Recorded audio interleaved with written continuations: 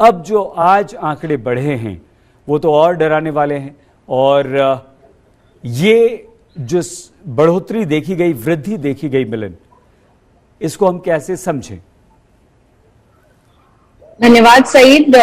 कल ही हम दोनों बात कर रहे थे और लगातार हम देख रहे हैं कि हफ्ते के बीच में ये आंकड़ा 14,000 से ऊपर भी जा सकता है। कल ही हम इस विषय पर चर्चा कर रहे थे और आप कह रहे हैं कि केरल में बहुत ज्यादा केसेस आ रहे हैं। नंबर 1 हो गया आज।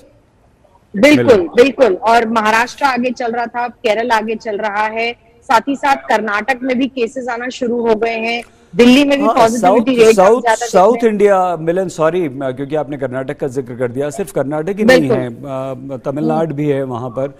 और दक्षिण भारत से आंकड़े ज्यादा तेजी से हमारे सामने आ रहे हैं। दिल्ली से थोड़ी सी राहत की बात है मिलन, 1000 से नीचे आ गए, 778। प्लीज अपनी बात पूरी कीजिए मिलन। वही मैं कह रही थी, क्योंकि कंटेनमेंट दिल्ली में थोड़ा सा तेज कर दिया गया, लोगों को कह दिया गया आइसोलेट कर लीजिए। सरकारों पर भी निर्भर करता है। कल हम प्रतिबंधों की भी बात कर रहे थे, रिस्ट्रिक्शंस क्या लगेंगी उसकी बात कर रहे थे। तो हाल ही में मैं आपको बताऊं, कर्नाटक की जब हम बात कर रहे हैं तो वहां पर अब कर्नाटका स्टेट डिपार्टमेंट ने कह दिया है कि अगर एक बिल्डिंग में आपको 5 से ज्यादा केसेस अगर दिखाई देते हैं, क्लस्टर केस बनता है, तो उस पूरे ब्लॉक को रैपिड एंटीजन टेस्ट करवाना पड़ेगा। इसका मतलब ये है कि एक अपार्टमेंट में अगर 5 से ज्यादा केसेस कोविड के सामने आते हैं तो वहां की जो सोसाइटी होगी या ब्लॉक होगा, वहां पर रैपिड एंटीजन टेस्ट करवाना होगा।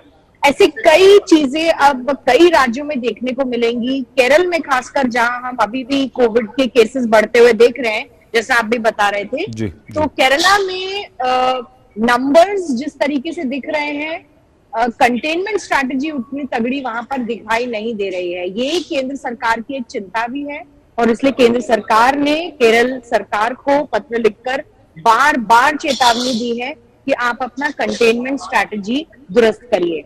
अब आप पूछेंगे कि क्यों केरल में ज्यादा केसेस आ रहे हैं, बाकी जगह क्यों नहीं आ रहे हैं, और केरल में क्यों आ रहे हैं जी। अब इसका जो जवाब है वो हम काफी टाइम से चेंज होता भी देखते हैं कभी कभी, और कुछ फैक्टर्स भी इसके पीछे होते हैं। एक तो स्प्रेड से अगर डर नहीं है और लोग मास्क के बगैर घूम रहे हैं यहाँ वहां लगातार इन्फेक्ट होने के बाद भी, उससे भी स्प्रेड होता है। वेरिएंट क्या सामने आया है?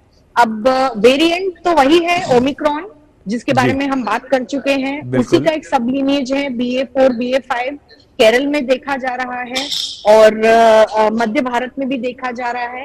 लेकिन जो पॉपुलेशन डेंसिटी है केरल में, प्लस ह्यूमिडिटी, जो वेदर है, मॉइस्चर है, उसके कारण भी देखते हैं कि फ्लू सीजन में कोविड ज्यादा स्प्रेड हो सकता है।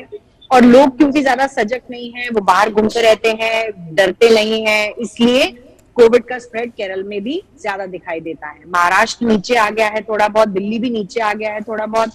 तो हम लगातार देख रहे हैं कि दिल्ली में भी जो इन्फ्लक्स है लोगों का वो कम हुआ है। लोग वेकेशन पर हैं, लोग वापस आ रहे हैं वेकेशन से, कोई हिमाचल चला गया, कोई उत्तराखंड चला गया। लोगों का डिस्पर्सल ज्यादा है नॉर्थ की तरफ इस वक्त, क्योंकि नॉर्थ में बहुत गर्मी भी है और बहुत ज्यादा मतलब हीट वेव कंडीशंस यहाँ पर हो रखी हैं। तो इन सब चीजों को देखते हुए अब सरकार भी, जैसे हम बात कर रहे थे कि लगातार टेस्टिंग पर फोकस करने को कह रही है। हो सकता है दिल्ली में नंबर कम आए हो क्योंकि टेस्टिंग कम हुई हो, मैं जो बता रही हूँ, क्योंकि लोगों को जब कोविड होता है तो वो टेस्ट नहीं भी करवाते हैं। लेकिन सरकारों की ये जिम्मेदारी है कि टेस्टिंग जहां भी अवेलेबिलिटी हो सके वहां पर अवेलेबिलिटी कराना जरूरी है। सही